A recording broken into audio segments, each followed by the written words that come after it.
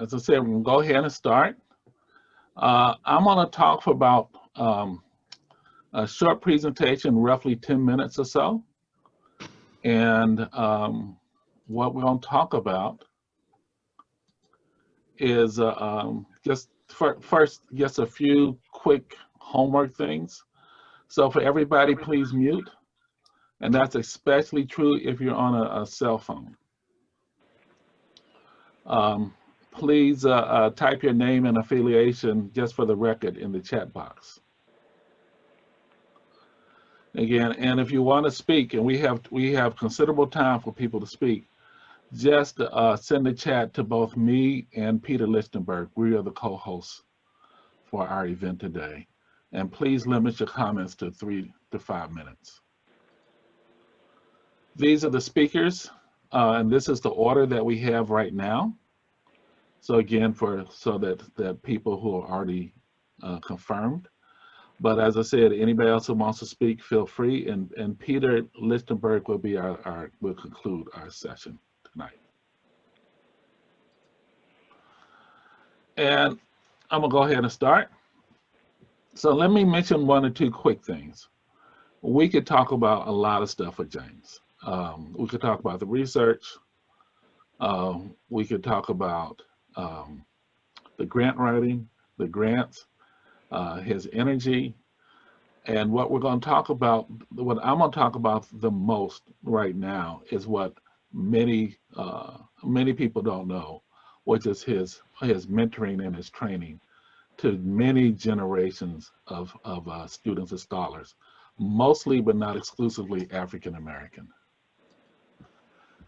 And I have a few little stories here and there.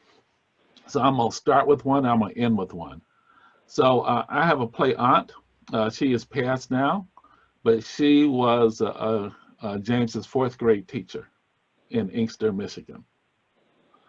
And when we would have events at our house, we would invite my Aunt Jimmy and James. They would reconnect. They reconnected 2 or 3 times. And she always, every time I saw her, she'd always ask about James. And she always talked how intelligent James was as a 4th grader. Here's a quick outline of what we're going to what I'm talking about today. Again, just let you take a look at that really quickly. So, James is the founder of and the spiritual and guiding force of the Program for Research on Black Americans, otherwise known as PRBA. And this group has substantially increased the number of African American scholars who are tenured and full professors around the country. So let me mention, we have a list of people that we believe are affiliated, but we have no clue all the numbers of people James has mentored, especially when it comes to all the people that James's mentors have mentored, and on and on and on. We're talking now at least 3 and possibly 3 to 4 generations of scholars. His work and the scholars are all interdisciplinary from a variety of backgrounds, as you see, ranging from medicine, business, nursing, and psychology, sociology. One of his major studies was the National Survey of American Life, and as of May 2020, 475, and I now know it's over 500 journal articles, 50 on adolescence, and 65, and that's for us the most important thing, 65 dissertations. A lot of our training now is summer workshops, and here's some pictures from some of the summer workshops. This is a picture from our most recent summer workshop funded by a grant to Brianna Mitzuk. And this is what Brianna has titled this program the MCUAAAR program. And again, you could tell that it's a pandemic on and that's recent because it was virtual. So now I'm going to talk a little bit about the National Survey of Black Americans. This was done, I believe, I'm trying to remember the years now, I believe 1979 and 1980 were the years that it was in the field. It was, when you look at the people who, these are the faculty who were involved. So obviously James was the PI, but James was a very young scholar. He just gotten tenure. Belinda Tucker is now is emeritus now, but she's the former associate dean of the graduate division at UCLA. This is Belinda in the top corner. Philip Bowman, again, he's a professor here at Michigan now, and at the University of Illinois Chicago, there's a lecture series named after him. And of course, Gerald Gurin, and you see Gerald with his wife Pat, and Jerry passed last year. These are the accomplishments of the NSBA graduate students. And as a mature group, you can see that as a mature program, you can see how well the scholars have done. And again, I'm not going to read all of this. I just let you take a quick look at it. But we'll mention Rose Gibson. She's the only Black editor, and I believe in the history in gerontology of a major gerontology journal. Here are some of the accomplishments of MCUAAAR scientists. So Jacqueline Mattis is now the Dean of Faculty at Rutgers. I was at Rutgers in Newark. Karen Charles was the Dean of School of Management at Yale. Anna Marie Cato is the Dean of College of Arts and Sciences at Gonzaga. Yuri James, Professor of Social Work at USC. Tamara Baker, Professor of School of Medicine, North Carolina. Hector Gonzalez, who I'm looking at as I'm speaking this, who's in Health Sciences at University of California in San Diego. And to switch gears just a little bit, several articles that talk about the history of African American Asian research. And these, all 5 of us are listed as pioneers in this area, and none of us will be pioneers in this area if it wasn't for James Jackson. These are some achievements of former students just at the University of Michigan. So 9 former students became full professors at Michigan. The only African-American woman full professors in the history of public health and social work or program for research of Black American trained, except for a Black woman who was the dean of the School of Social Work. There's several leadership areas, and we'll talk about some of these. So one is historically Black colleges. This was just announced about a month ago. Kendrick Brown, one of our former students, will be the provost at Morehouse. Again, I'm not going to read all of this for the sake of time, but it give you an idea. And these are all at historically Black colleges and universities. These are individuals who do governmental service. So we have Nicholas Jones, Rashi Njai, who's with the CDC, several people at the CDC, several people at the NIH. These are leadership positions of alumni in the academy. So again, you see 3 or 4 deans here.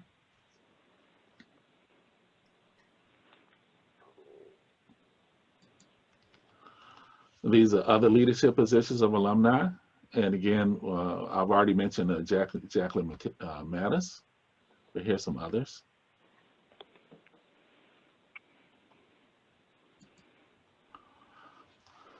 And here's, again, obviously we can't cover everybody, but here's some some scholars in their research areas. Many people may know the work of David Williams as an example, and people in politics may have heard of the work of Catherine Tate and Michael Dawson. Again, here's some other people, and again, various areas. So we have medicine, economics, public health, and Black and political science, social work. and sociology, all represented on this one page.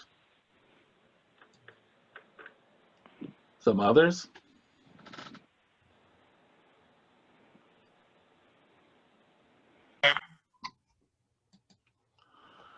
This is an article that came out in, I believe it came out in 2018. And it looked at citation analysis of Black faculty in social work.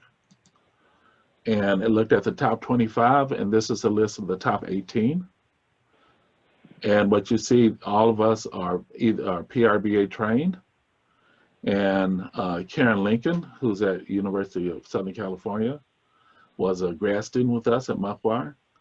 And Trina Shanks and Daphne Watkins were MCUAAR scientists. And to end this up, we're just a little bit about the next generation. So this is next generation of PRBA affiliated scholars.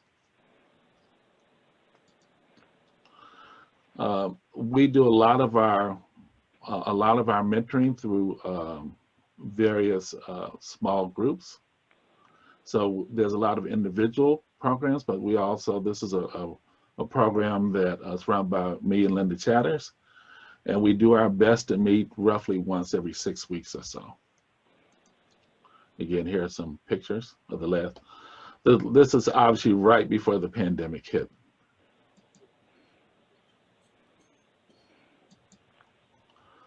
This is one of the sessions we had over the summer. And again, here's just a few pictures of some of our younger scholars.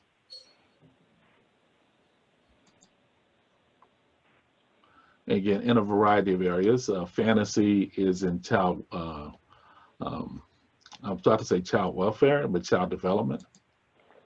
Lauren Brown at San Diego State. Christina Cross at Harvard. These are pictures of our current MCUAAAR scientists.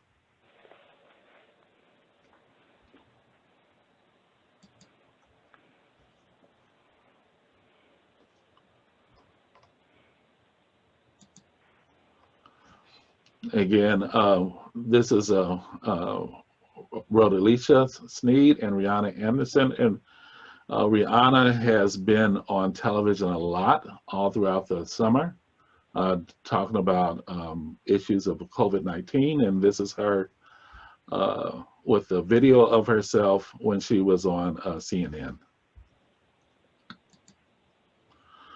This, we're one of the few research groups that has reunions, and this is our last reunion about, maybe 3 to 4 years ago now. And again, over on your left-hand side, you'll see James, and then the psychiatrist Carl Bell, among many, many others.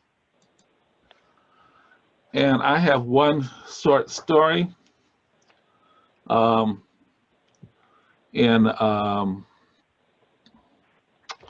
to remember the year, but I'm gonna say roughly 1978. I'm a graduate student. We're working on the National Survey of Black Americans. I'm helping James do some photocopying. It's 5 o'clock in the morning. And again, James looks around and nobody's around. He says, "Where's everybody?" Again, that's a very typical kind of James statement.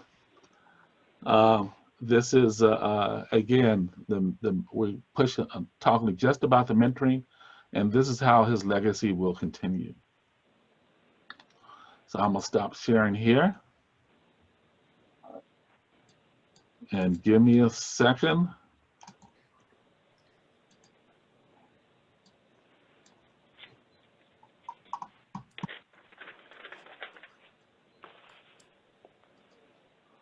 And so the next person is Pat Guerin. So Pat, if you can go ahead. And Pat, you had to unmute.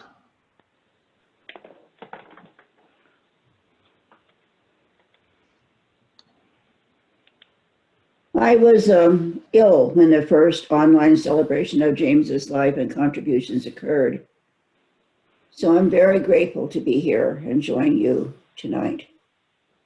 My husband, Jerry Guerin, and I go back a very long way with James, to when he first joined the psychology department in the Institute of Social Research faculty back in the early 1970s.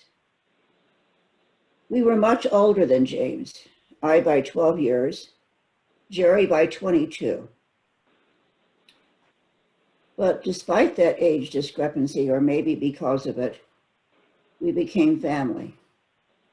At that time, James was single, and at least once a week, sometimes more, he would arrive at our house about 11 o'clock at night, and we would stay up till 3 or 4, drinking scotch and talking. Talking about his growing up, and talking about our growing up, different from his, but also different from each other's. But the talks were not entirely personal. James already had a vision for the first national study of Black Americans.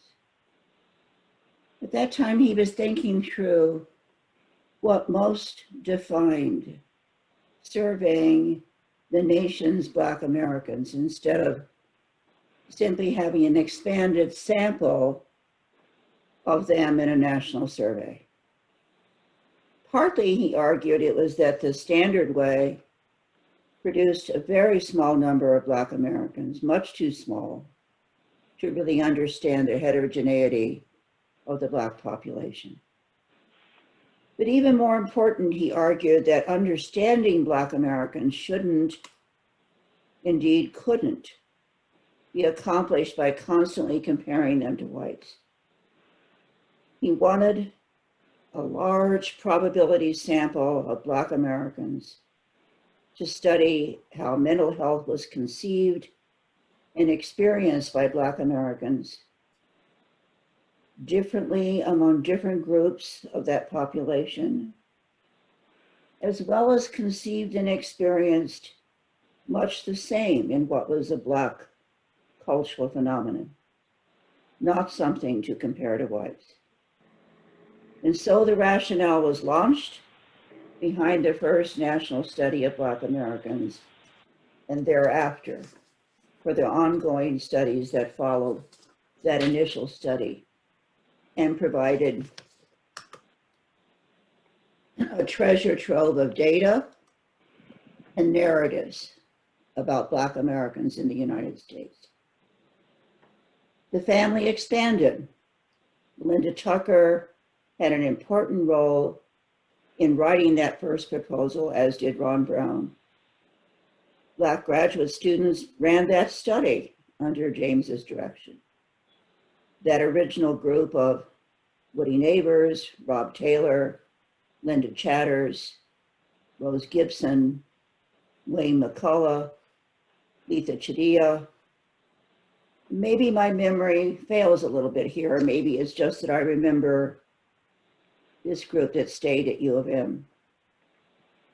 To this day, I believe that that community that James built and that my husband and I had a small role in, mostly to host wonderful dancing parties at our house involving both the Black study and the Chicano study,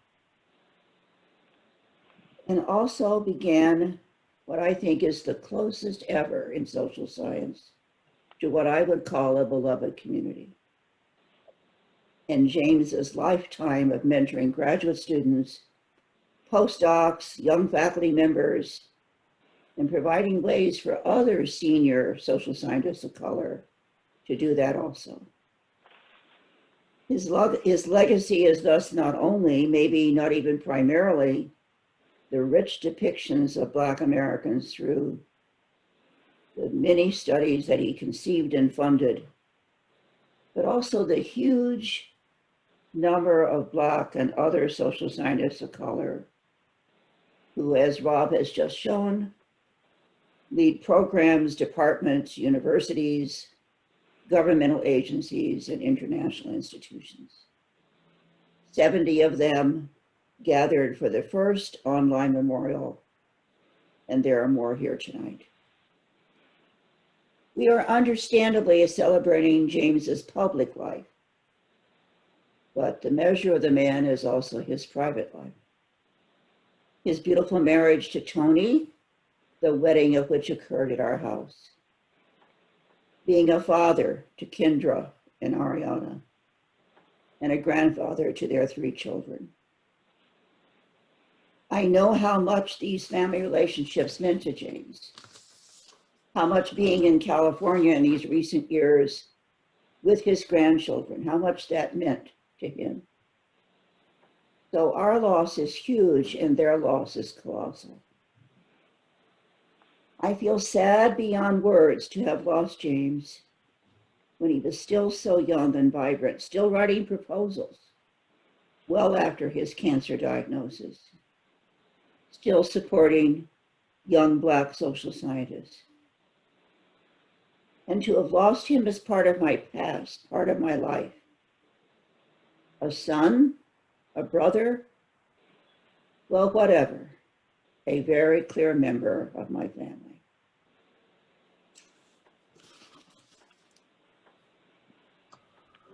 Thank you, Pat. Roland? Yeah, so first of all, thanks, Robert and Peter, for putting this together. I just want to start out and say that, just we can't always end up like this. We have to have more times where we get together and appreciate one another in an environment like this. I just wanted to share some of my reflection on James. I got to know James through the MCUAAAR program. I think it was 2006, I think, when I came to Michigan for the MCUAAAR summer program. And the very first time I met him, he was given a presentation. And in the presentation, of course, like the rest of us, we were fan crushing James. So we were in line, wanted to talk to James Jackson. And so I talked to him and I said, he says, where are you? I said, I'm at Johns Hopkins School of Public Health. He said, make sure you talk to Thomas Levis. I said, yes, sir. And then he says to me, he says, but where are you from originally? With that southern draw. I said, from Macon, Georgia. He said, we got to get you up here and get you to become a city slicker. I never forget that. That was really heart touching to me.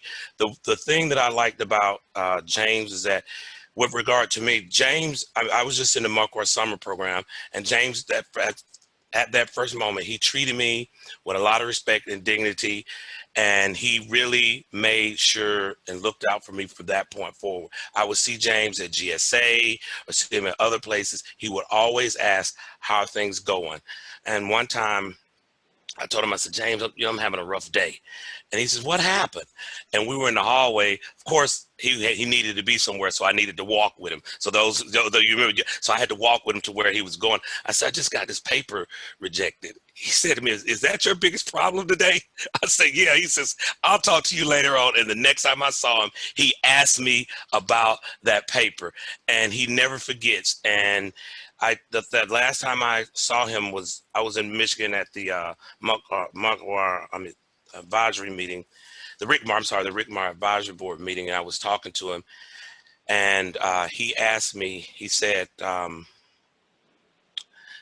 so what are your ultimate goals? I said, I've been talking to Robert a lot. The immediate goal is to get the full professor.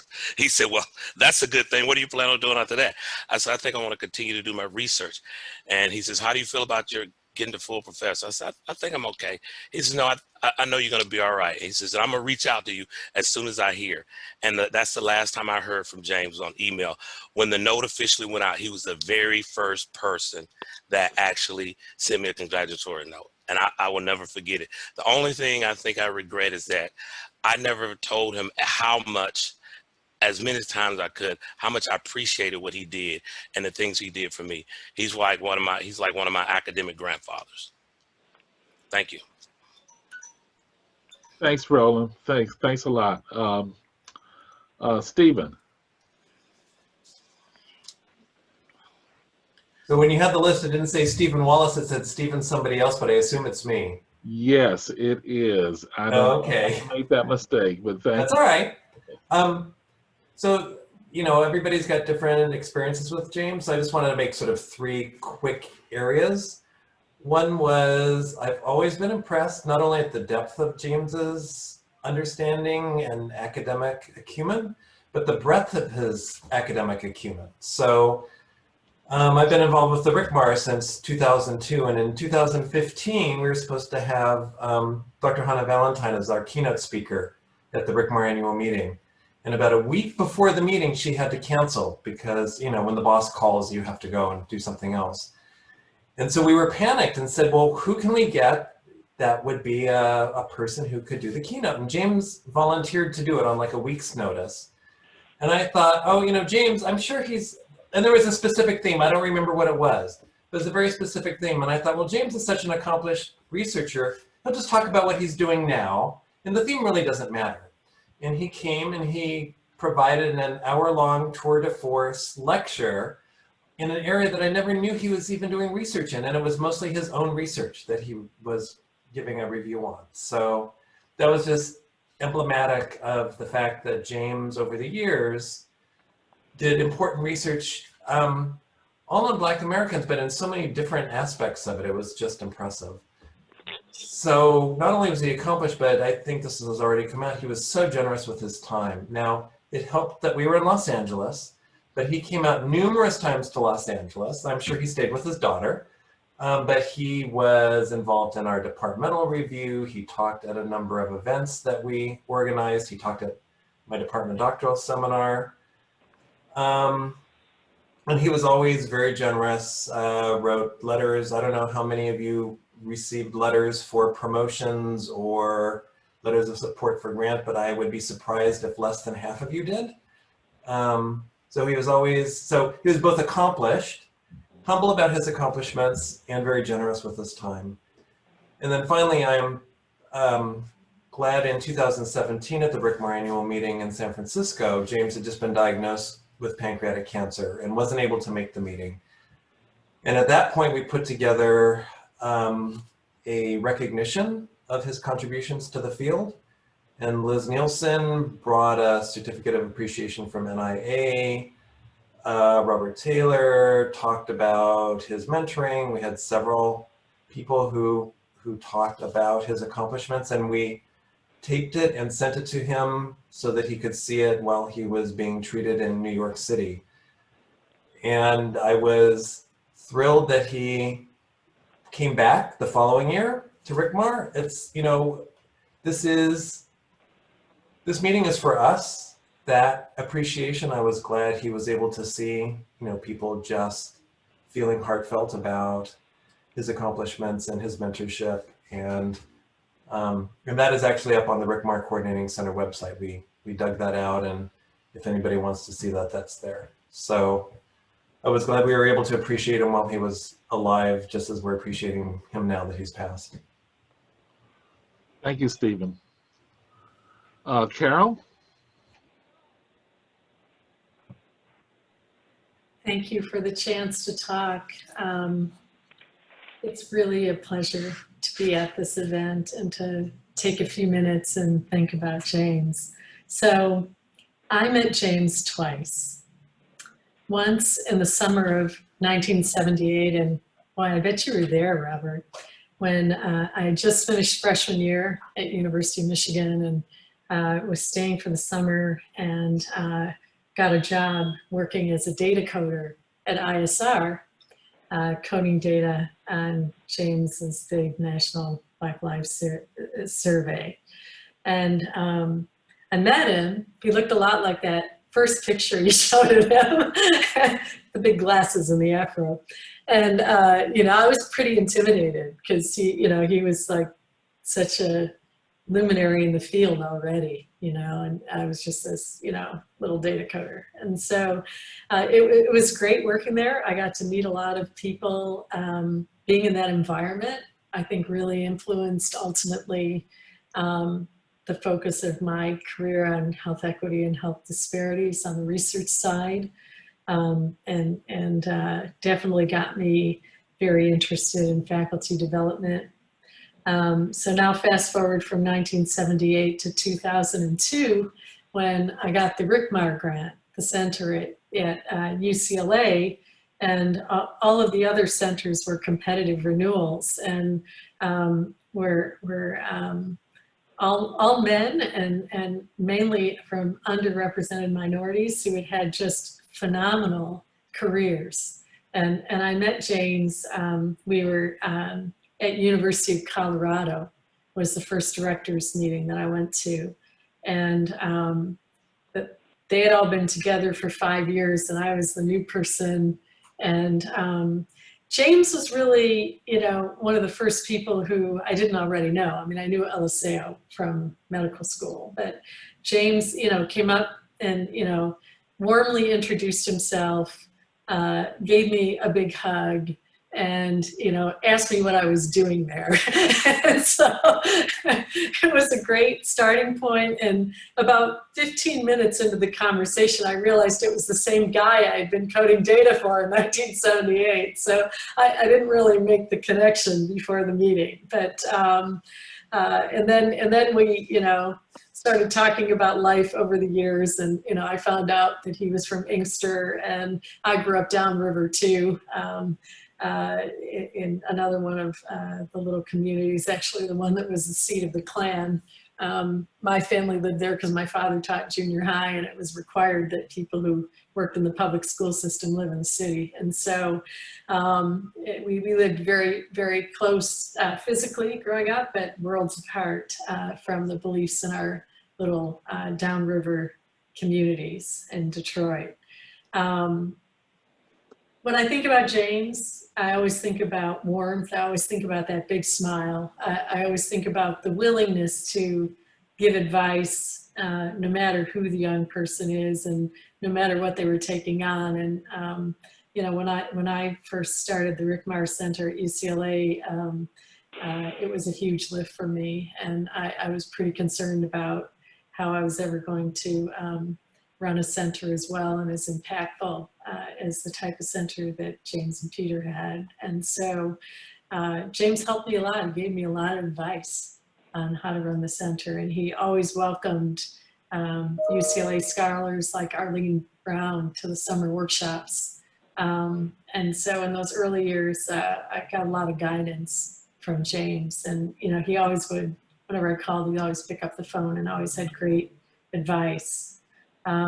I felt like he was always a really important role model for what it is to have lifelong intellectual generosity, and his willingness to really use his intellect to make the work of others better. He never seemed to be worried about taking on too many mentees. You know, there's so many people around the country over the decades that he's helped. So it was a gift to get to know him twice. Definitely that summer in 1978, I needed the paycheck really badly, so that was sort of a nice gift too.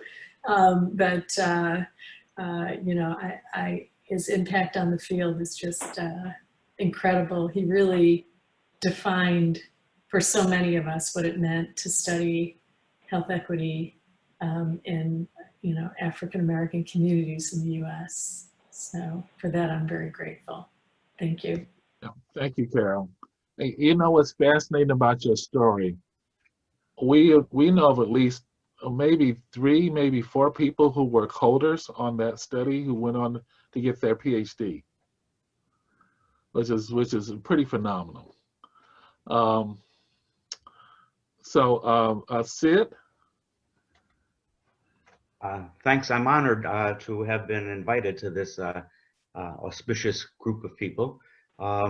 I was, if you don't know who I am, I guess I was the branch chief and the project officer, and when the RCMAARs were created, and Peter and James were the creators of the worst named RCMAAR of the crowd, MCUAAAR. We never could get them to change that name, but some of my thinking in developing the RCMAAR programs really was shaped in a way by James, and especially some of the publications that came out of the National Survey of Black Americans. The complexity and diversity of African American life was certainly one of the hallmarks of that came out of that ongoing study, and that influenced me. And the other thing that influenced me was that James was always a model for mentoring both students and excuse me, and junior faculty, and I learned from him that the nature of that mentoring, and it helped me as a branch chief in mentoring others who came along after out of MCUAAAR as well as the other RICMAR programs. It was always kind of hard to keep up with him, both physically as well as intellectually. And I really enjoyed the times that I had with him. He was warm and he was certainly kind. And I have two stories that I'd like to relate to very briefly. James and I were having dinner together it's probably a GSA, one of the few times he would sit down. And we were having dinner together, and another person joined us who made a comment that could only be construed as blatantly racist. And James looked at me and realized that I was about to explode. And he put his hand on my arm and basically said, "Let me handle this." Okay, and he did. It was utterly masterful. This person hopefully learned from that experience.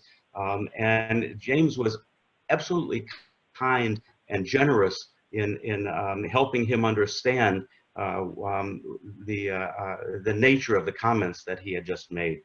And the other story that that I remember with James is that we were at one of the RICMAR meetings and in Detroit that Peter had put together and James had put together, and it was at the Charles Wright Museum of African American History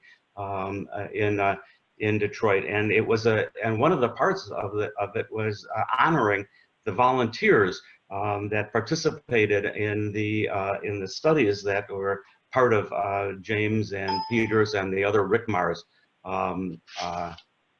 Oops. Can you still hear me?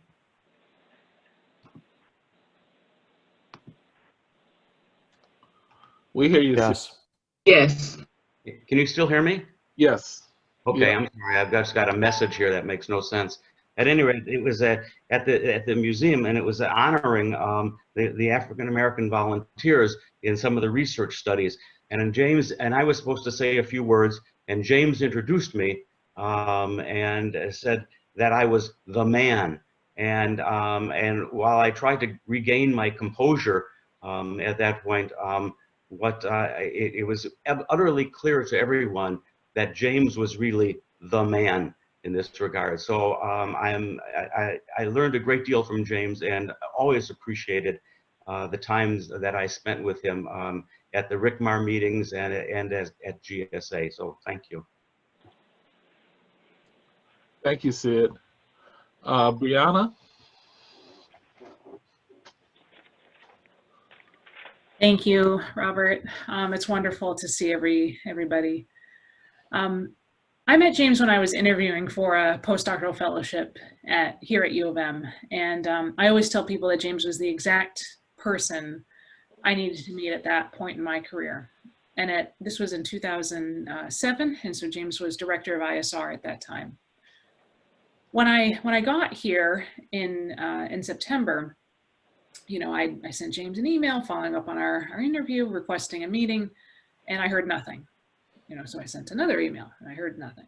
And this continued for several months. And the director of my fellowship program, which was based in the School of Public Health, told me repeatedly and with increasing irritation that I needed to give up, that he was simply too busy to meaningfully engage with me. You know, he could not effectively serve as a mentor. And I'm so eternally grateful that I ignored what George Kaplan said to me, and that I ignored that advice because it was the best professional decision I've ever made.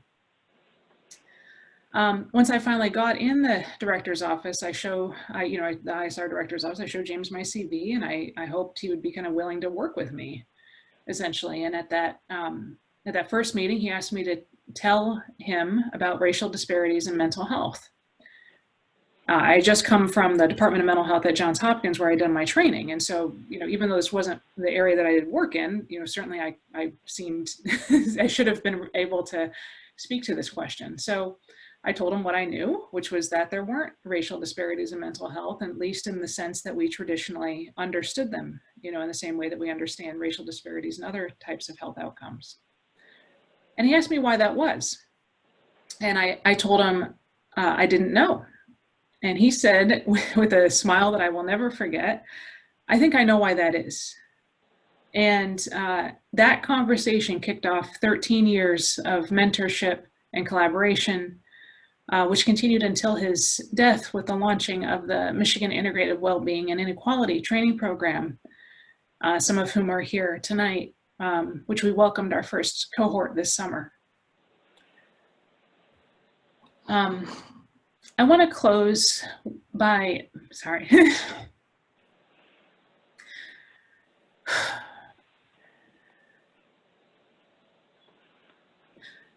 I want to close by reading the message that I sent to my research lab, which is the group for research on the epidemiology of mobility, aging, and psychiatry, which I affectionately call GREMAP, to Sid's earlier comment about terrible acronyms. I'll tell you another one in a second. So I want to read you the message that I sent to him about a month ago when James passed.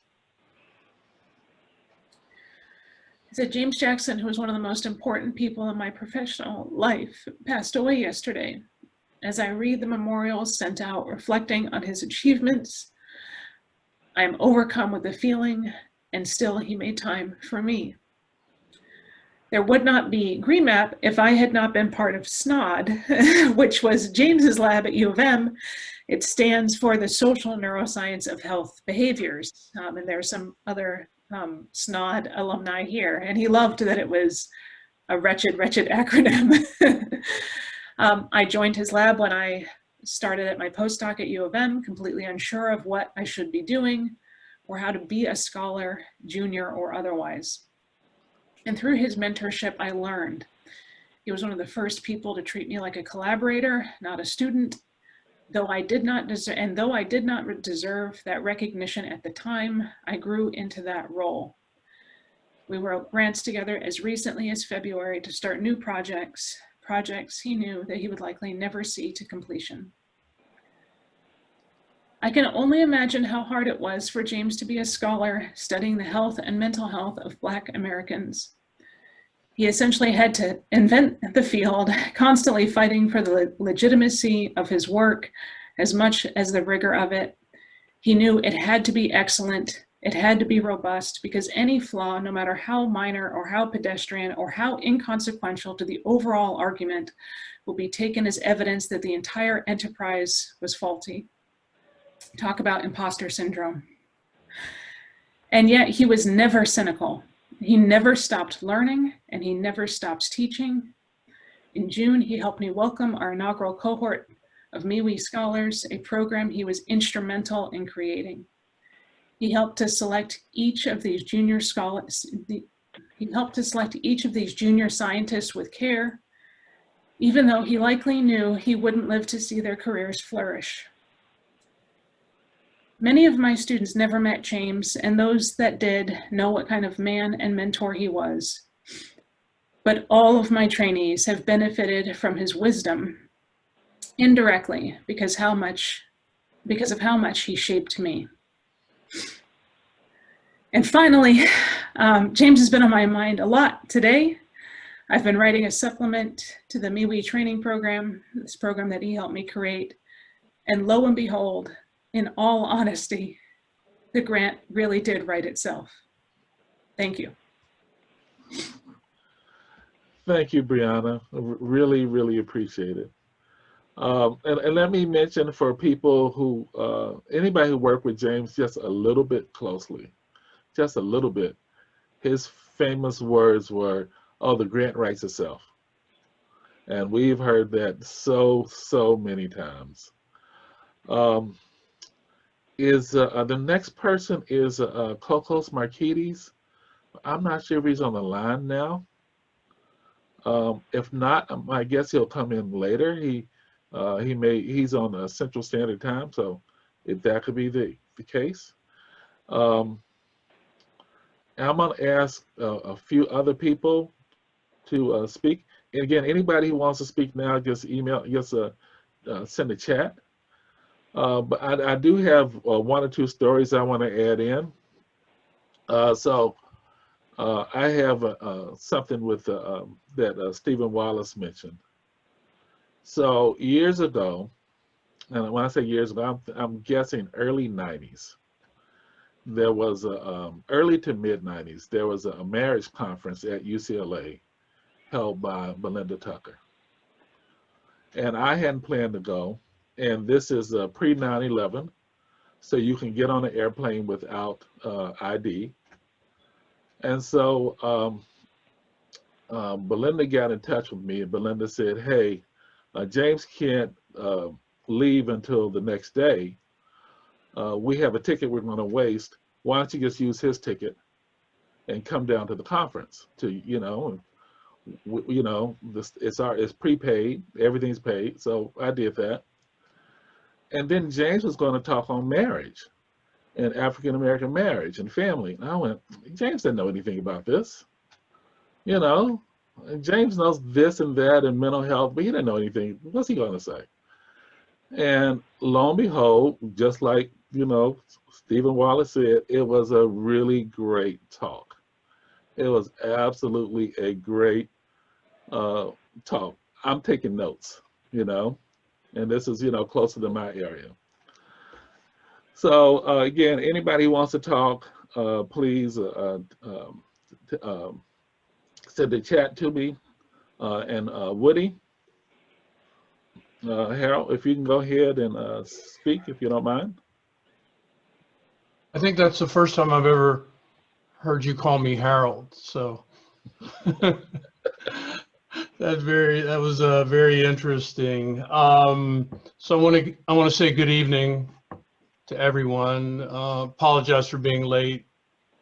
I had a little family conflict, but definitely I'm here now.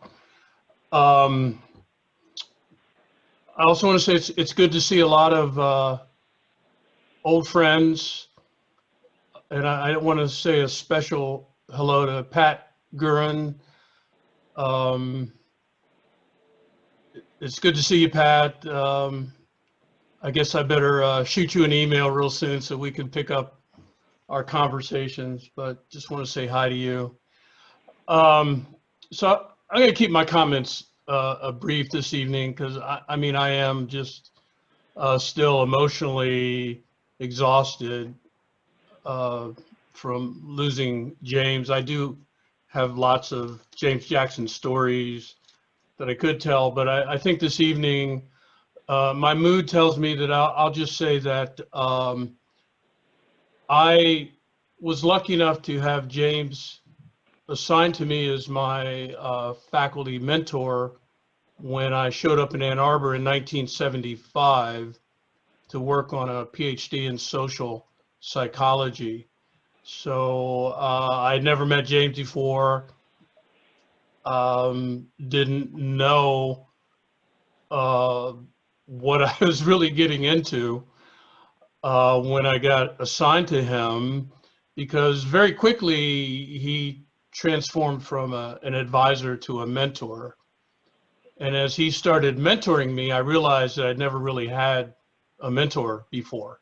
I had professors that I knew, but I never had any professor that really, brought me into the inside and, really showed me what was really going on. And the thing I'll always remember about James that I totally appreciated and also was very exciting were all the trips that he took me on. I mean, I'm just this little nobody grad student, but I went a lot of places with James in IMH conferences. I'm coming in late, so I'm sure other people have probably told some exciting James Jackson travel stories, but no one could travel quite like James. And so I just like to tell people that for me, you know, sometimes I look back and feel very lucky that I kind of stumbled into the right place at the right time.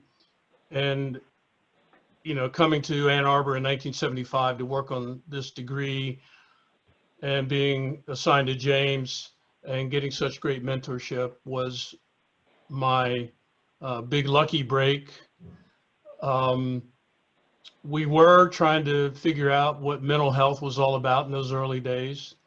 I think I want to do a sidebar with Brianna and just kind of kick around some of those old stories about, you know, using terms like nervous breakdown in the National Survey of Black Americans.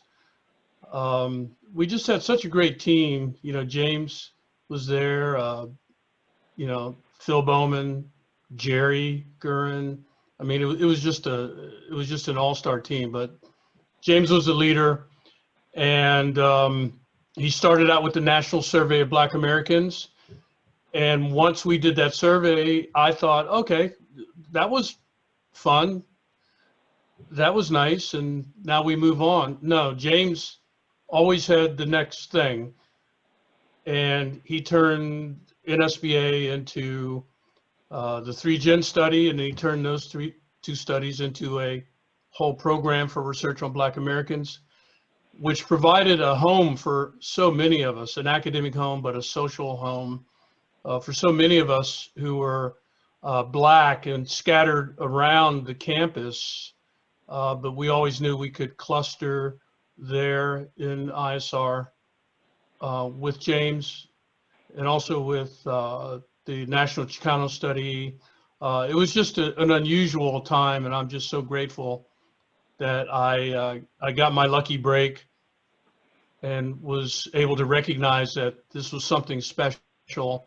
And I just never, ever wanted to leave the University of Michigan. And the main reason I never wanted to leave was because of James Jackson.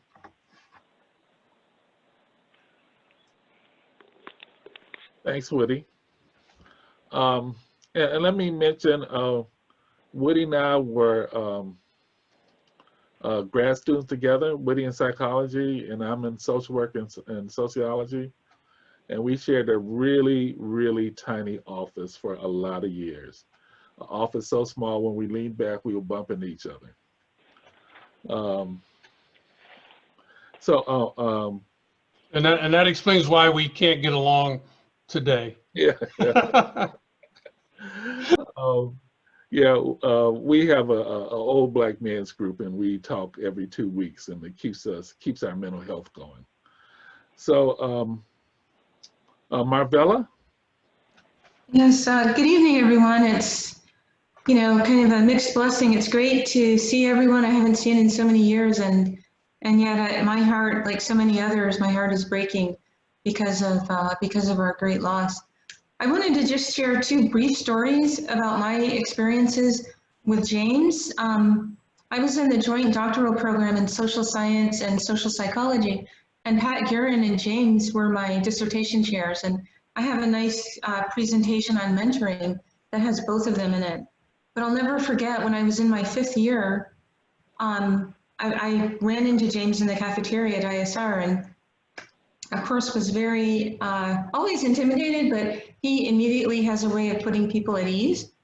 And so we were just chatting, and he said, "Would you like some cocoa?" And I said, "Sure." And then he said, "How are you set financially?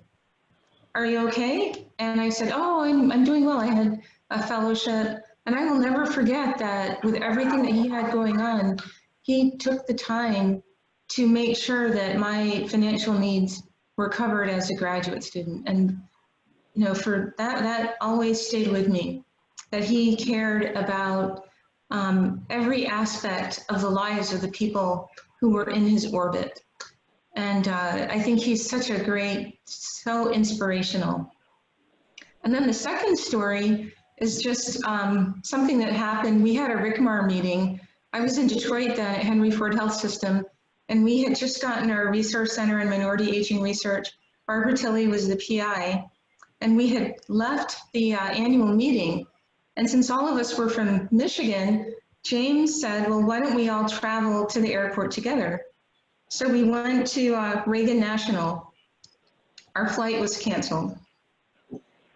Then James got on the phone, made some calls, and he said, "Oh, I think if we go to Dulles, we should be able to get on a flight." So there were like 4 of us, and we all trundled together, went all the way out to Dulles.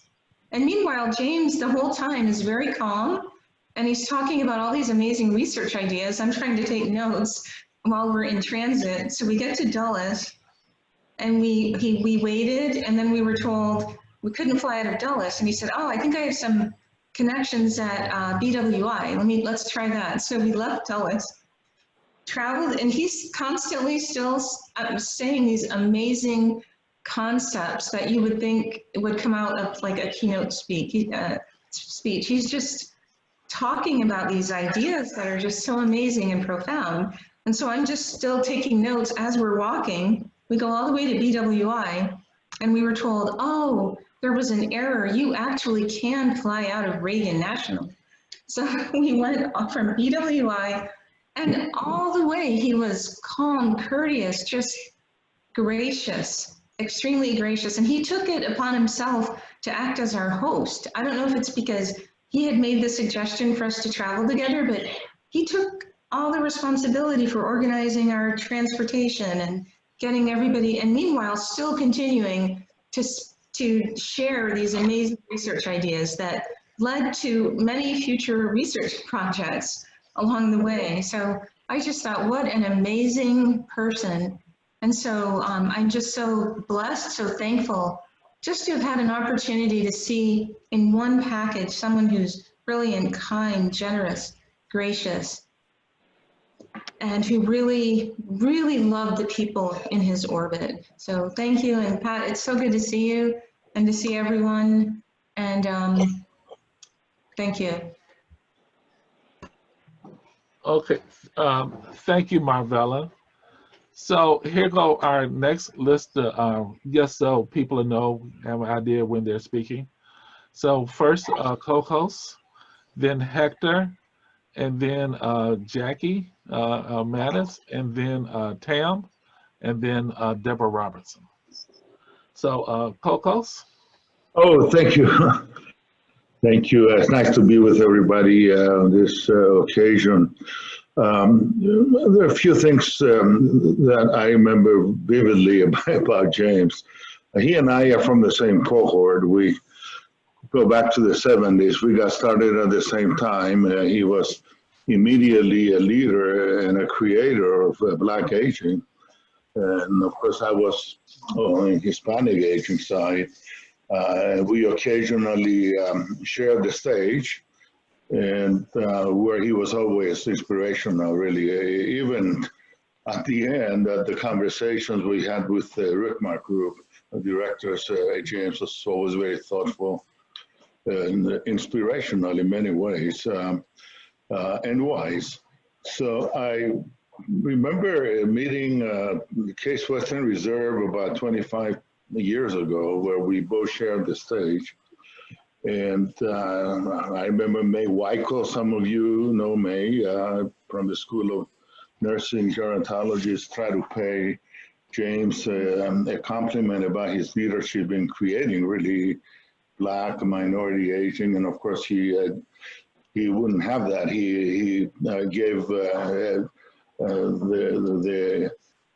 credit to other people at the meeting who were nowhere near his stature, but that was James. You know, he was very comfortable in who he was, but also at the same time was very willing to give credit to other people around him, including junior people. So a true leader, a creator of Black aging. I think many of you who go back to the early days will agree with me.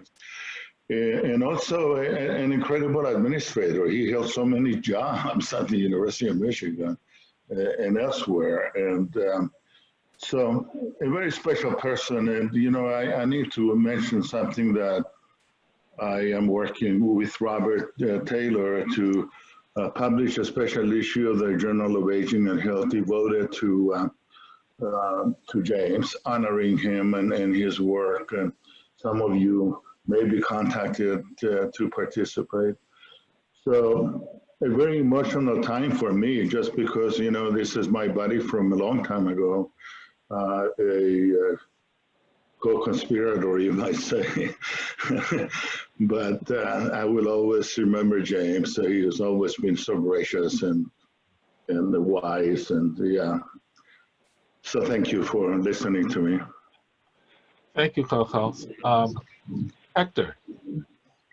Thanks, Robert. And thanks for this opportunity to speak with you all and see you all. And it's wonderful to see, I won't say, I can only say old faces, but you know what I mean.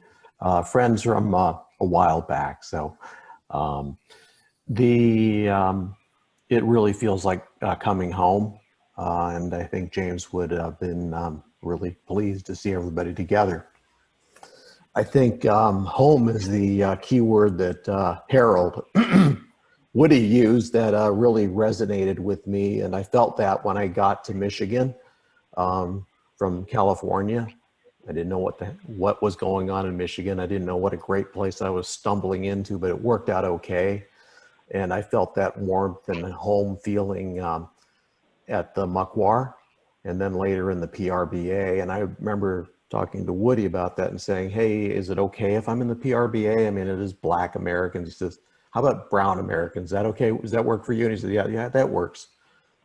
I think I remember a meeting with James at the I one time, and I had one-on-one time, and I had to, make my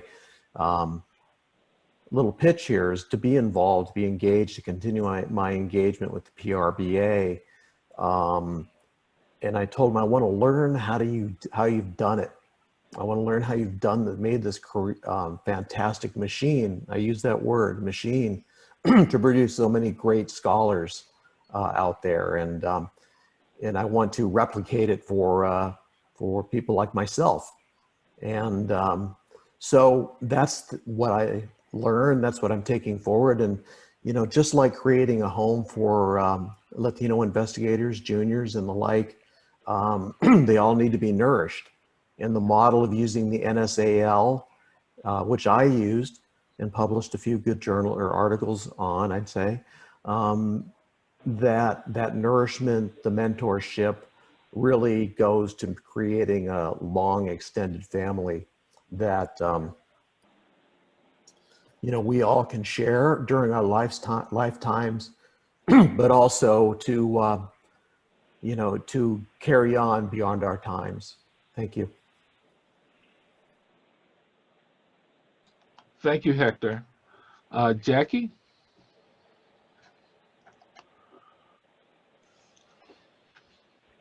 So Robert, thank you for creating this opportunity for all of us.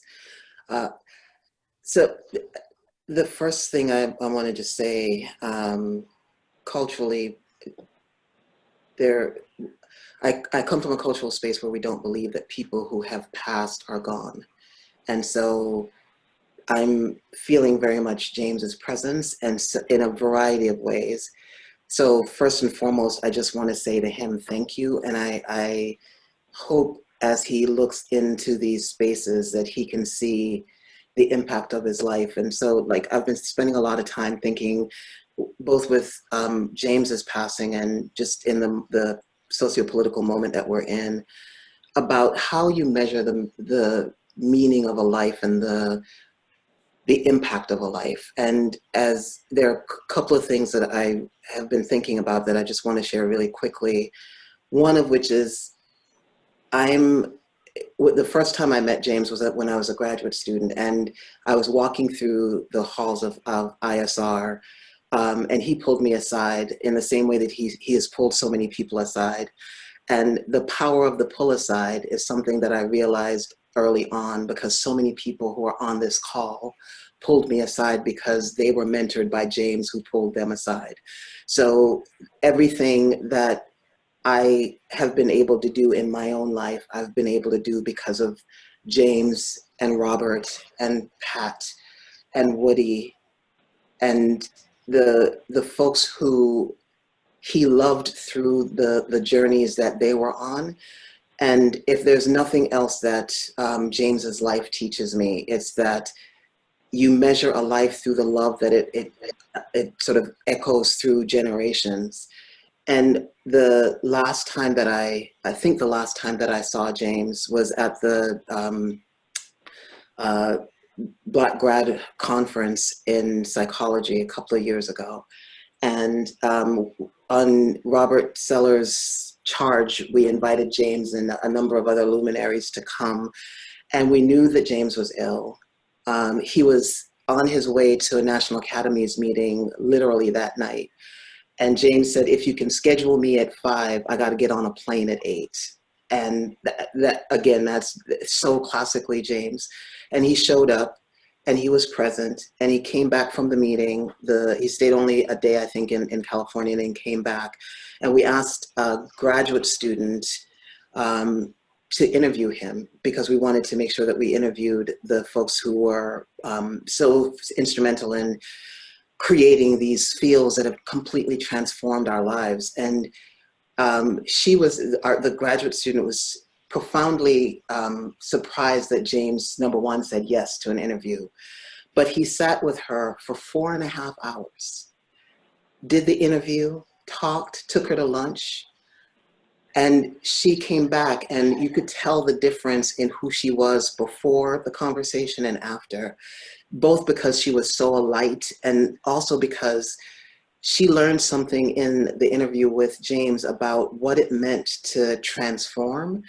And, you know, one of the things that she left me with in the conversation, which I want to just leave with as a way of saying thanks to James, you know, the impact that your life has had when people can point to you as the reason why things are so different in the best of ways. And I'm profoundly grateful to James for making a difference, not only intellectually, but personally, in an academy that can often feel isolating, that he was always so present with people. And so I just want to say thanks to him, and as a resonance to my thank you to him, to say thanks to Pat, to Woody, to Robert, and to just all the folks here who have been part of my own journey. And thank you to the generation that came after, Wisdom, Tanae, just, you know, a number of folks who are just out there changing things in the same way that we were mentored into. So thank you all. Thank you, Jackie. I want to mention one thing about Jackie, because Jackie is one of our former MCUAAAR scientists who was pictured earlier. And several times Jackie would speak at our summer programs. And between Jackie and Cleopatra Caldwell, I would call them, and they may not know this, I call them my closers, because it always would end the summer program on a really high note. There's just a level of wisdom that they both share.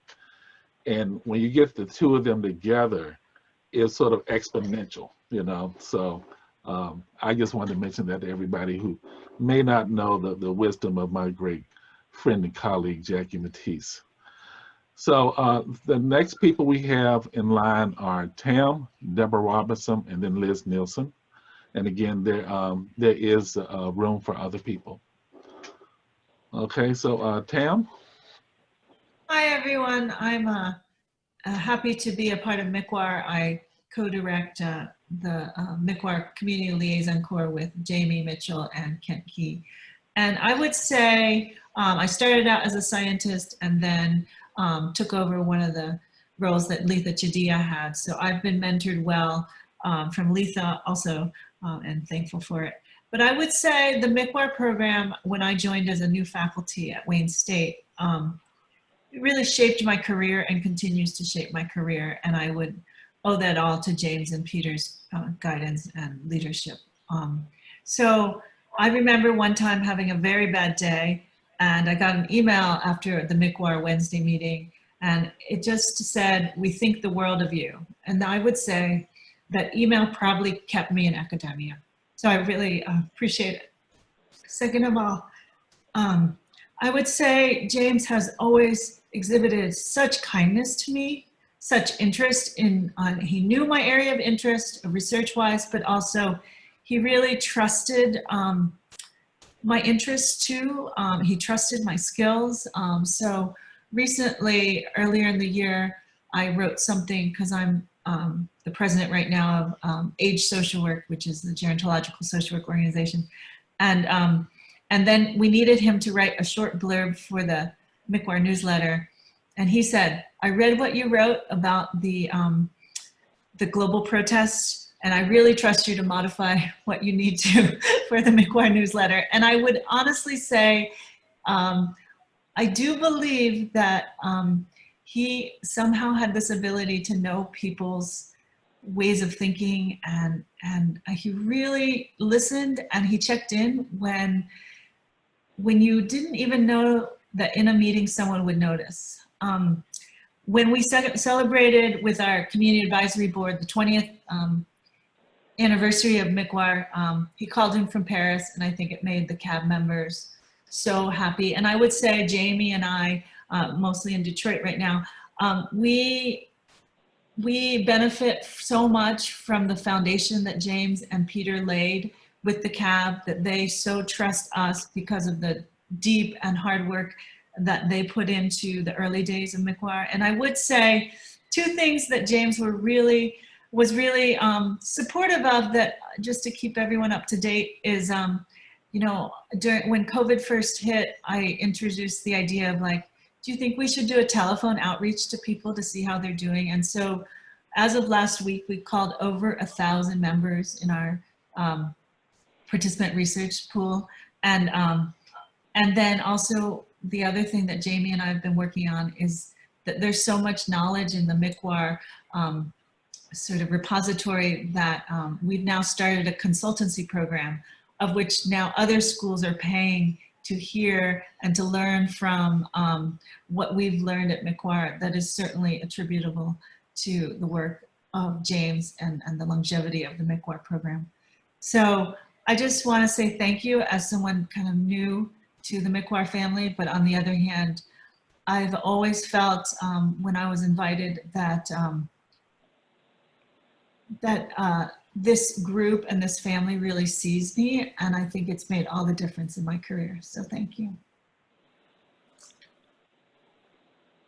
Thank you, Tam. Again, if y'all don't mind, I'm gonna mention another quick story, especially when she mentioned Paris. So I'm a brand new professor.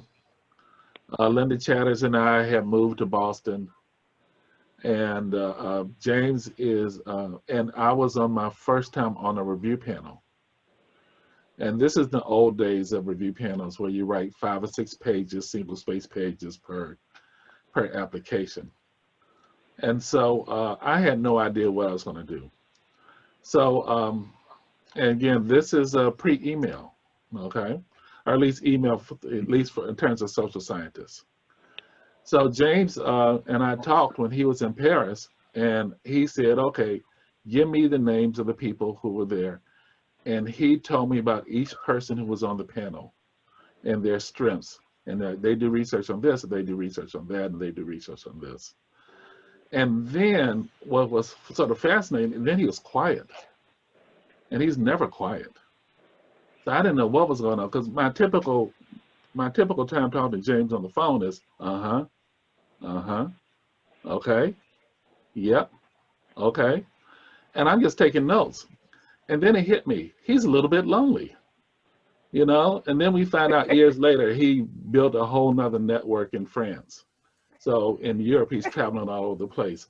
But that was in the early days of France. So he was a minute or two lonely. So we had a conversation, which was, and we had conversations here, but we never had conversations over the phone. So I, again, just wanted to mention that. So again, in terms of the list right now, let's see, Tam, you just went. So we have Deborah Robinson, Liz Nielsen, and Tanae Lewis. Hi. Thanks, Robert.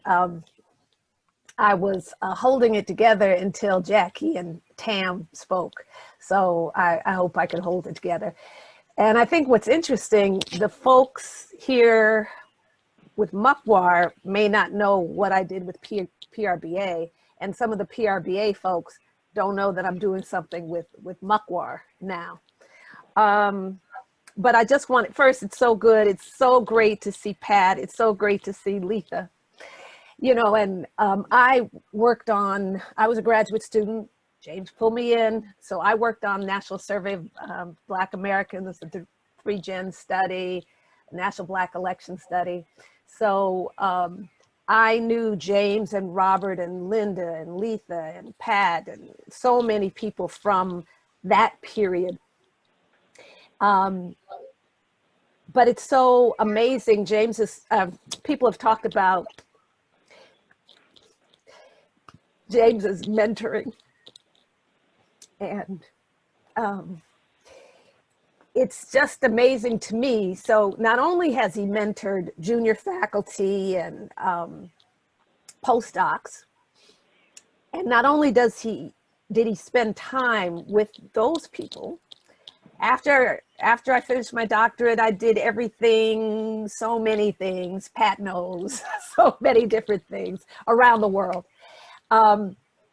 But James, when I finally had an idea for a study, this study looking at African Americans living abroad, James listened to me, you know, and I said, oh, this needs to be a part of PRBA. And he said, yes, it does. And so we talked.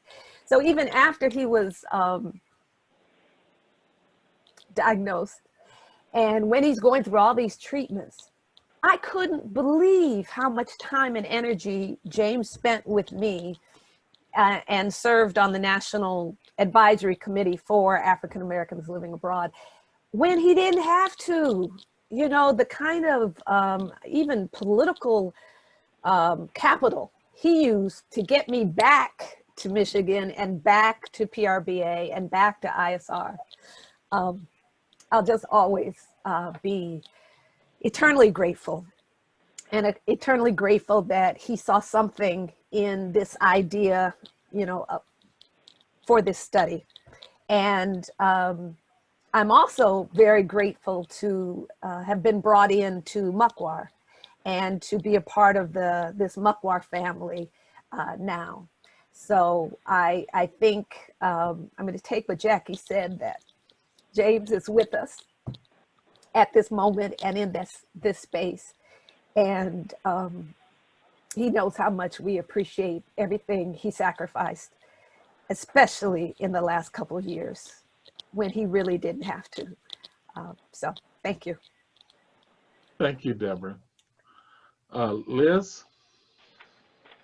Thank you, Robert. And I also want to just say thanks to everybody here for sharing these incredibly heartwarming stories. I really feel honored to be a participant in this intimate gathering.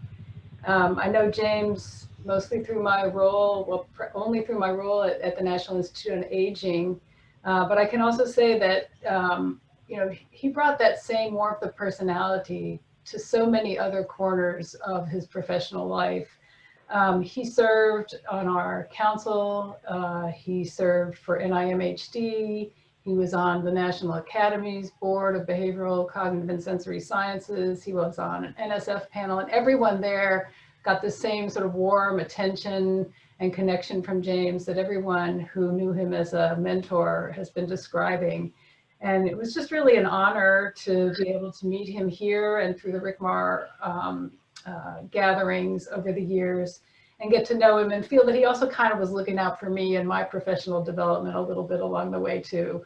I think he, as someone said, he helped everybody in a whole bunch of facets of their life. I just wanted to share with everyone that at the recent National Advisory Council on Aging meeting, it was interesting. We had prepared a memorial, a slide that Richard Hodis was going to present, and he, you know, we went back and forth about what he should say, and he decided at the end to put it at the last, as the last slide of his presentation. And then something went wrong with the technology while he was giving his presentation. He got a little flustered, I think, and then he forgot to do the last slide. And then all behind the scenes, there was this big rushing around. How are we going to get that in? And what happened was he brought it up then in a separate moment, and it really created a whole space for a lot of people then to share many, many fond memories of James. Eliseo Perez Establo happened to be our council speaker and weighed in.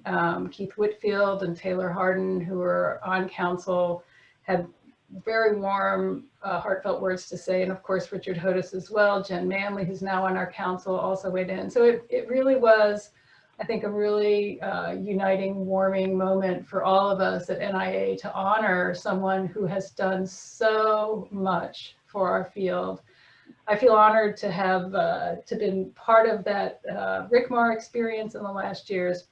And I also just want to end by saying one final thing. When I hear the conversation about James, it seems to me, to me, science was like a playground for him. He loved all these opportunities to try new things. And I'll never forget him sharing with just complete delight the full story of his trip to Antarctica, serving on an NSF panel, for everything from the purchasing of the very heavy clothes he had to wear to the feeling of the air coming into his lungs. I mean, he just rejoiced in the full experience. And I get the sense that that's how he was about all of the work that he did. Thanks for including me in this really wonderful event. He'll be never forgotten by any of us, that's for sure. Okay, next, again, thank you, Liz. Tanae. And Tanae, you're muted. Thank you. I would have gone on for a really long time. I was inspired by Jackie, and I wasn't planning to speak, but I want to offer, I think, which is something that's a slightly different perspective. I was an undergrad at Michigan in the early 90s, and I don't know that I ever met James. He was this presence. I heard about James, and he didn't teach undergrads. So I wasn't able to take a course with him. But I want to talk about the culture that he and others, I know Pat Gurin was one of those people, and I know James Duderstadt had a lot to do with the climate at Michigan at that time. But it was an amazing time to be a young Black woman, first generation scholar, first generation student at the University of Michigan. And so many people pulled me aside. And these were people who, when Jackie talks about the pull aside, I remember being pulled aside by Todd Shaw, by Ruby Beal, by Jill Allen, by Woody Neighbors, who I think we had just started emailing, and he would send me these emails in all caps. And that environment changed me and shaped my career. And I see students now. I remember when I began teaching at Yale, I had students from chemistry who would come to my office and they would say, I've never met a Black professor. And I wrote down all of the Black professors that I'd actually not only met, but taken classes from at the University of Michigan, and not in African-American studies. And I think that list was over 10 because I had Frank Yates and Vina McLeod, and there was Oscar Barberman. And there were so many people because of this culture that James Jackson created that allowed someone that had never even met him at that time to thrive and to grow and to go off to graduate school. And so I was accepted into UCLA for my PhD program, and I was struggling. I'm not sure, should I do it, should I not? And someone said, well, you should talk to James. And this full professor, I believe at that time he was dean of the graduate school maybe, took the time to call me and talk to me about whether or not I should go to UCLA, and made sure to tell me to look up Belinda Tucker, put me in touch with her. We talked before I even got there. She was absolutely lovely, but was really, I think, shaping the careers of a generation of scholars and generations of scholars. And so when he passed, someone called me, Cheryl Gascombe, who's a professor at UNC, Chapel Hill in the School of Nursing. And she said, I never knew him, but he mentored my mentor and changed the way that I think about this work. And so some of the efforts, the battles that he fought in social psychology and in gerontology, we're still fighting in health psychology, in epidemiology. My grants get reviewed and people say, well, where's your comparison group? I'm not sure, so on and so forth. So, and I'm still using those lessons and thinking through things that he said. And I've had the honor in the last several years to be on panels featured, alongside James. And I am, you have to show a bit of decorum, but on the inside, I'm jumping up and down because here is this man who was, an idol, an icon. And so, but still took the time to really pour into me, talk with me when we met. I met him through CIOD, which was a program. I knew him before, but we reconnected through the Robert Wood Johnson Foundation, through CIOD, which was a program that he co-led with Ana Diaz-Rue and mentored her through leading that. And so I just, I'll stop there, but I don't think I could say enough about that culture and what that did for my generation of scholars. Thank you, Tanae. And I'm really glad you mentioned that, because actually a lot of the things that James did in these other roles, I don't know a whole lot about. So I'm gonna just mention two of the other roles.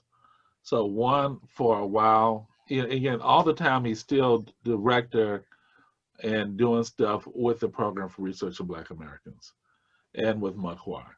But there was a period where he was the head of the, at that time, the Center for African and African American Studies. And his role then was to bring in more faculty, which he did. And then he was also an associate dean at the graduate school. And but he was very fortunate because we had a president, and the president at that time was James Dudestedt. And and James said, they having a conversation, and this is from what James said in a talk that I heard that James gave a few years ago. And essentially Dudestedt said something like, well, how can I change things? And James said something like, give me, $5 million or something like that. I can't remember the number, but a heavy duty number. And Dudestedt said, okay. And that's when you really saw a really big increase in minority students and minority faculty. So I'm gonna go through the list of people we have now. We have Cleopatra, and then Erica, and then I hope I don't butcher your name too much, Alicia. And so those are the three people next. So Cleopatra. Hi everyone.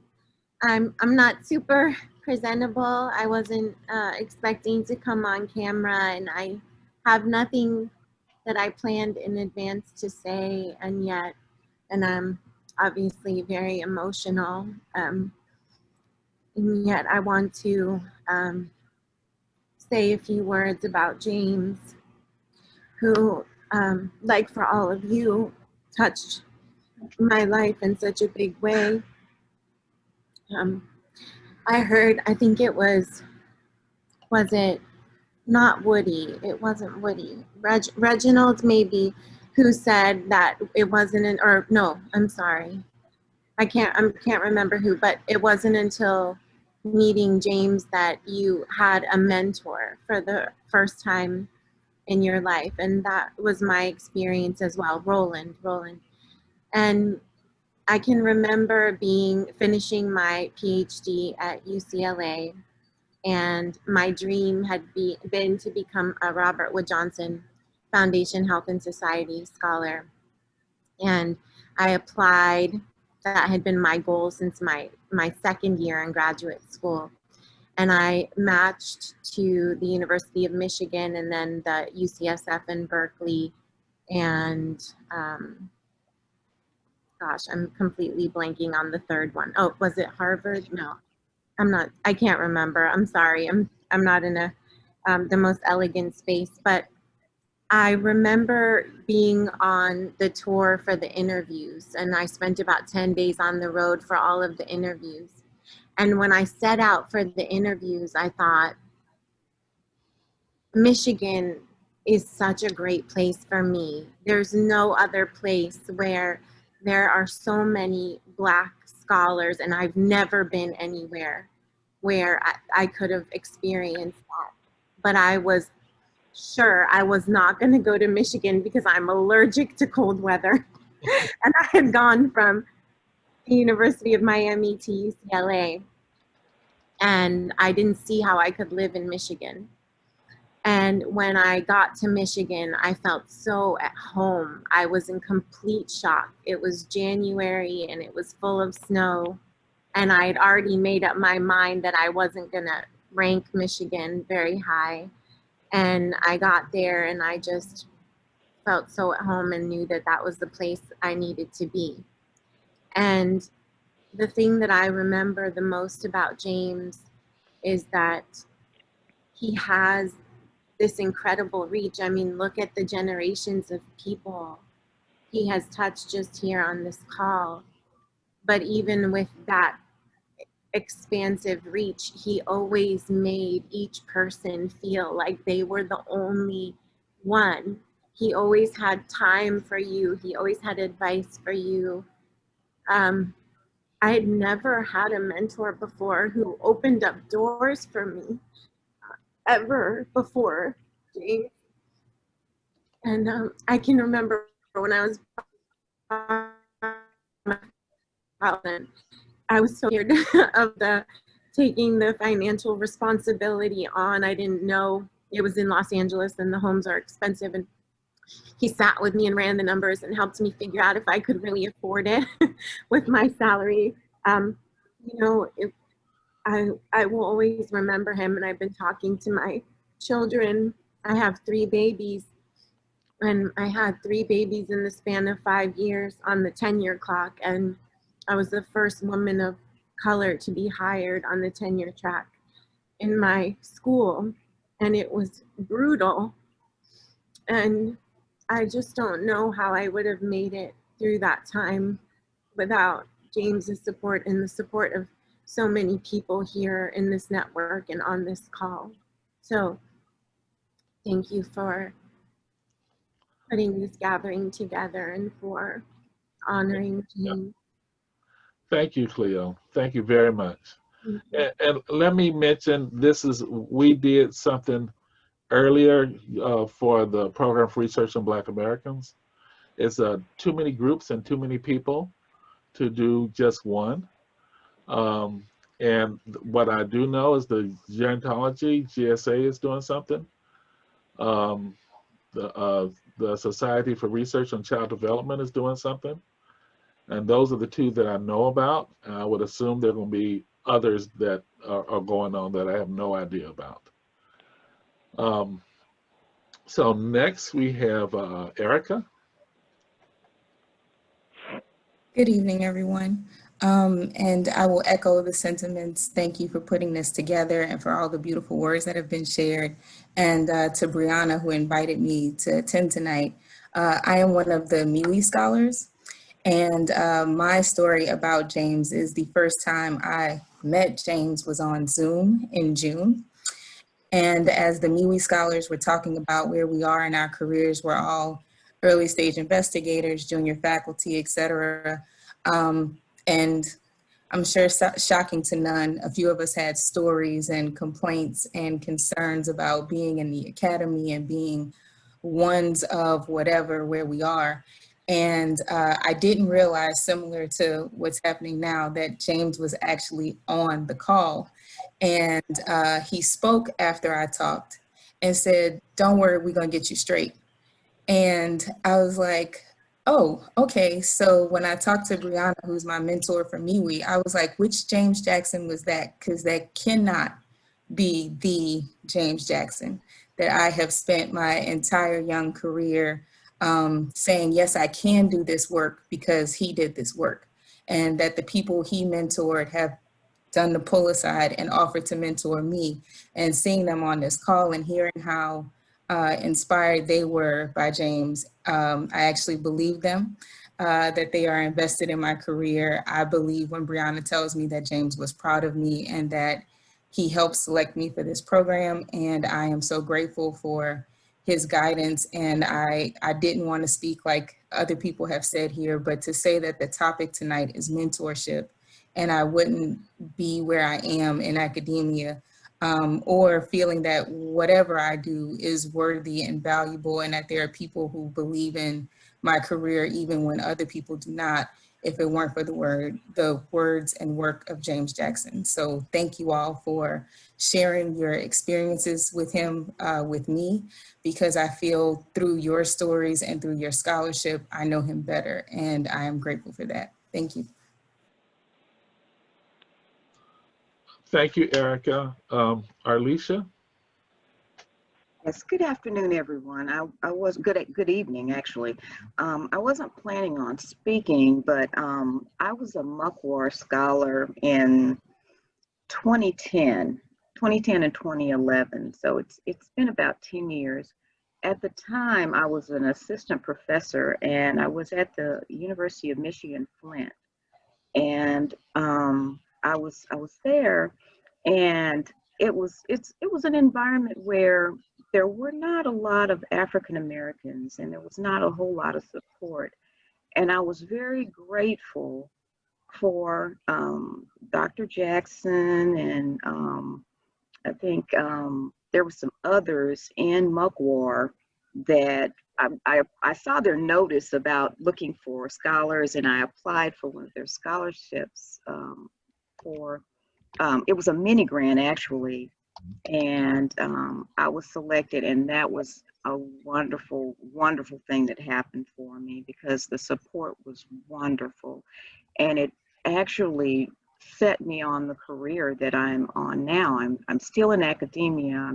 I'm now at Florida A&M University, which is an HBCU, and I absolutely love it here in Florida. It's warm, and but the MCUAAR family has been so supportive that they still reach out to me, even though I'm no longer at Michigan. They still reach out to me, and they've been very supportive. And I just couldn't sit and listen to all of the wonderful stories you all had of Dr. Jackson without actually saying that he actually was very, very kind to me when I was a very junior assistant professor. He took the time to actually help me go through a paper I was having a lot of difficulty with and get it published.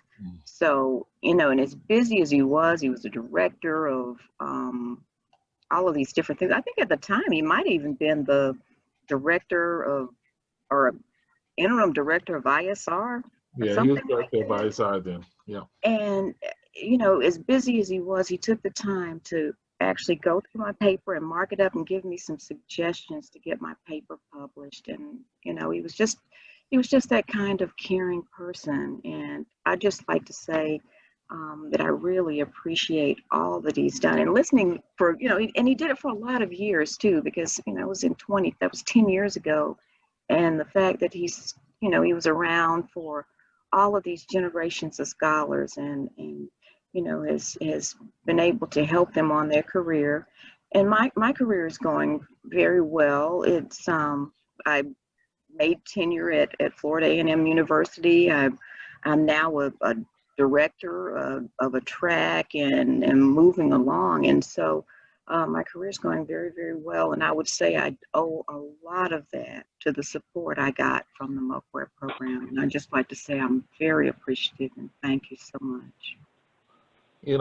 Thank you for that. What we've heard numerous times, several of the people that I mentioned who were like chairs of departments, all have said over the years that they would have quit grad school if it wasn't for James. Or some of the students that we have said that they were thinking about quitting grad school, and then they met, you know, Harold Neighbors or Cleopatra Caldwell or Linda Chatters. And again, part of that is sort of having James and Pat and others as role models, you know. So we have, we'll end it. We have Robert Turner, and then we'll have Peter wrap things up. So Robert? Sure. Thank you for giving me this quick moment to share a word. There, you know, I was just thinking about this. I wasn't prepared. I wasn't going to say anything, but there's something that listening to everyone here has really reminded me of. You know, in addition to all of the great mentoring and everything else that James has done, and he's done all of that for me in particular, but I think the thing that you all remind me that James has done for me is he's given me this incredible community. Because I actually didn't start my road to academia until much, much later. Some of you know that I had another career before this and other stuff like that. And then I had like Dr. Taylor, I went and got a PhD in sociology where they literally eat their own alive. And so I didn't start into do aging research or health related research until 2015 when James actually pulled me in.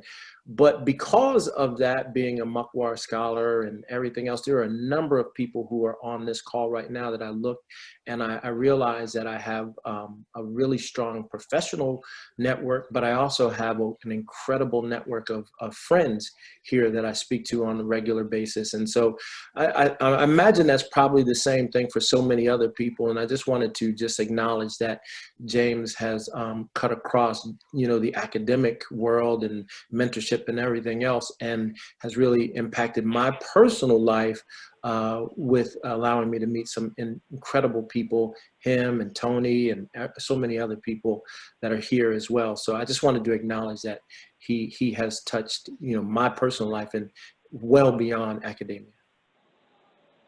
Thank you, Robert. I'd like to mention one or two other stories before we get to Peter. So when we were writing the most recent MCUAAR application, James was just diagnosed, and we had a meeting, me, Peter, and James, and Peter said, "Robert, it's time for you to take over, and you should be the PI."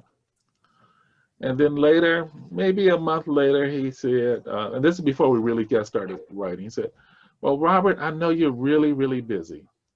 So why don't we do this? Why don't we just do, you know, I'll be the PI and we'll have a transition plan in the, you know." So I felt really good about that because one, I was way crazy too busy. But two, most importantly, I knew he was feeling better. Okay, so I knew he was feeling much, much better.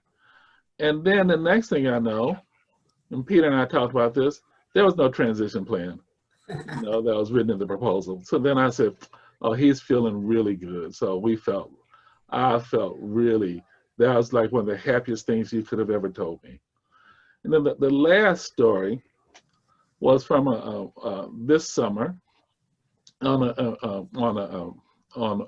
We meet, our administrative core meets 3 or 4 times a month, just as part of that small core.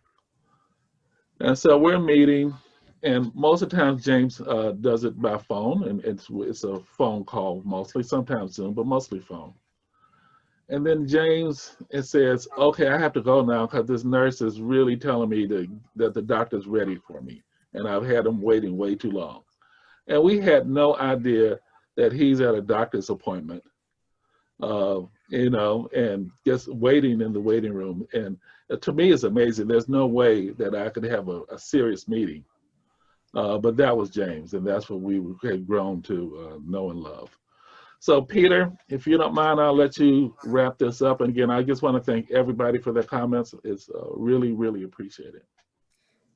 Well, I want to thank you, Robert, on behalf of everybody for moderating this. So beautiful. And I want to thank everybody who's participated, whether you've spoken or not. It's incredibly touching. You know, at the Institute of Gerontology, we have some wonderful photographers that we hire for events. So I just kind of wanted to share some pictures and tell some thoughts about James.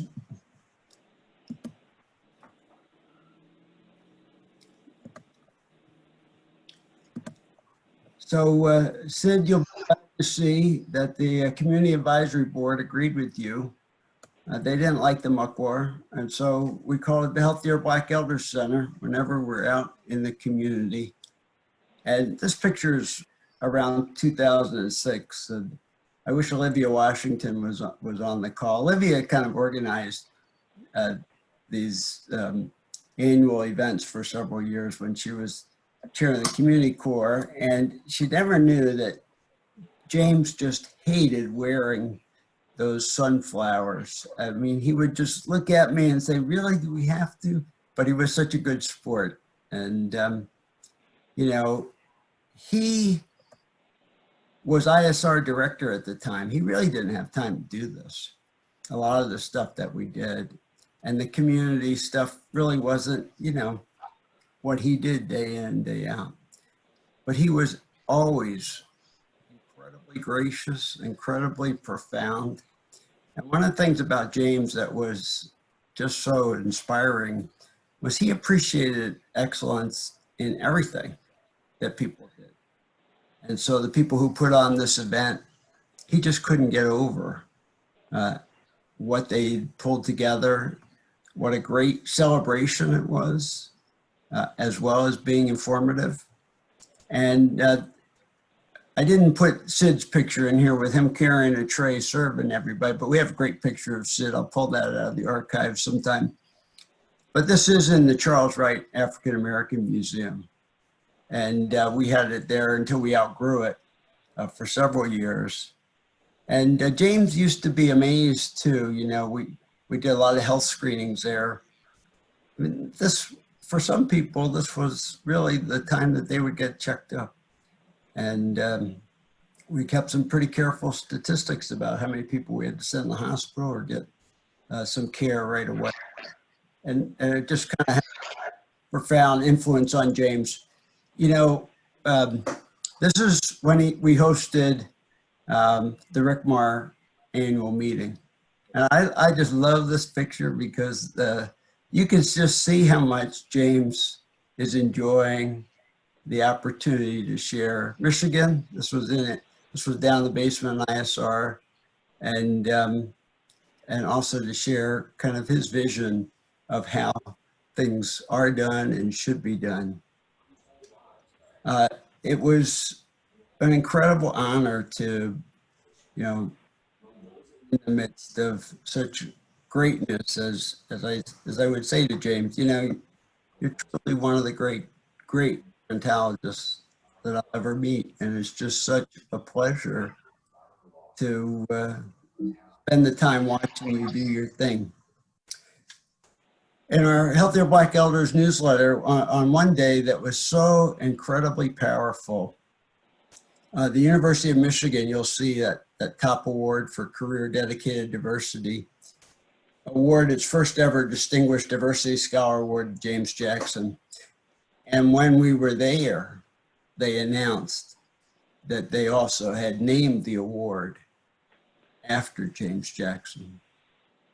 It was a really incredibly profound day, and his talk that day was amazing as well.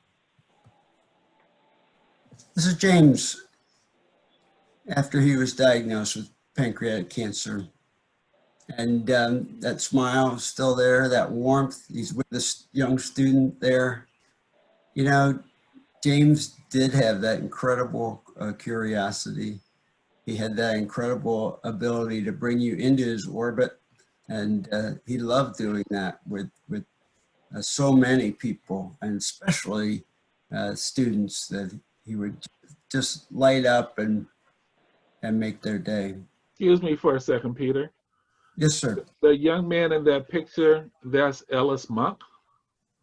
And Ellis is a young sociologist who is now at, he did his dissertation with our data. When he was at Berkeley, he's now at Harvard. And and they really bonded because they're both from Inkster. Ah, that's wonderful. James loved to say he was from Inkster. Yeah. He would start that every time because he knew people thought of him as this huge big shot in the world at U of M. He just had the big smile, say, I'm from Inkster. You know, I loved working with James. We also shared a lot of joys and sorrows. You know, I lost my wife 6.5 years ago, and James was very, very compassionate about that. And James called me when he got diagnosed and said, I know you know about this stuff, so I'm going to tell you what's going on. And what we shared, I think, was just, we both really appreciated people who were really interested in doing their best and in discovering things that were important and were going to have an impact on other people. But this picture also reminds me of James' humorous side.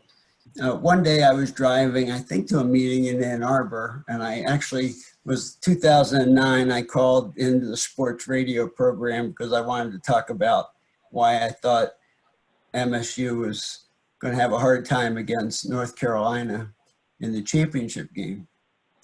So I actually did it. I'm a terrible sports radio caller. I've maybe called twice in the 30 years I've listened to sports radio.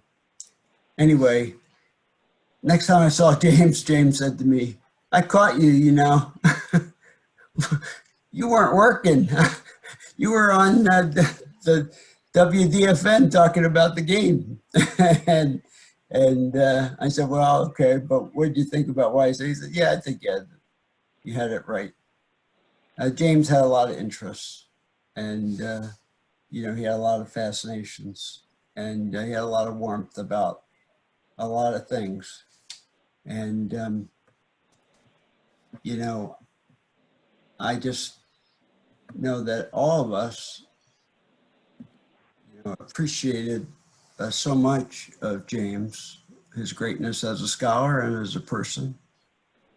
And I know how much we will miss his physical presence, even as we carry on with his presence in our life. And I know I will.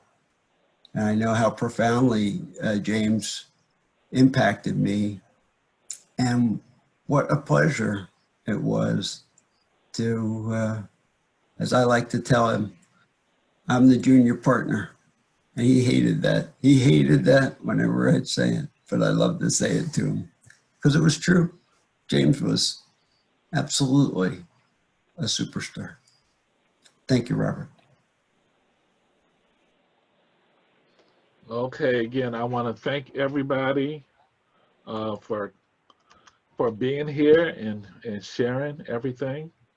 You know, we all had really special bonds. It's really good to hear from people like me and Woody, who've been with James for lots and lots of years, and from Erica, and like Lauren Brown and Erica, who really just started working with James in the past 3 months or so. So I'm gonna call this to an end. Again, thank you everybody, and thank you, Peter.